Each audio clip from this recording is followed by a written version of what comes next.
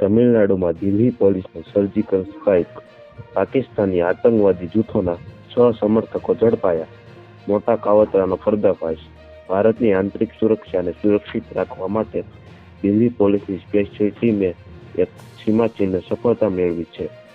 દિલ્હી પોલીસે તમિલનાડુના તિરુપુર જિલ્લામાં ઓચિંતા દરોડો પાડીને પાકિસ્તાની સ્થિત આતંકવાદી સંગઠનોને ટેકો આપતી સામગ્રી ઓનલાઈન પોસ્ટ કરવાના આરોપમાં 6 શંકાસ્પદ વ્યક્તિઓની ધરપકડ કરી છે.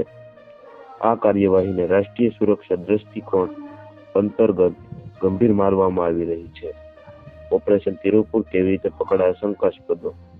સૂત્રોના જણાવ્યા અનુસાર દિલ્હી પોલીસની ઇન્ટેલિજન્સ વિંગને બાતમી મળી હતી કે તમિલનાડુના તિરુપુરમાં કેટલાક શંકાસ્પદ લોકો સોશિયલ મીડિયા પ્લેટફોર્મ પર ઉગ્રવાદી અને ભારત વિરોધી સામગ્રી શેર કરી રહ્યા છે.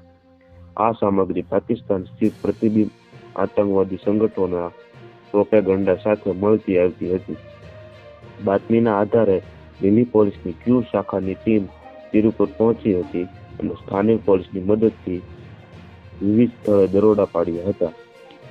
તો વધુ માહિતી મેળવવા માટે ચેનલ સાથે જોડાયેલા રહો.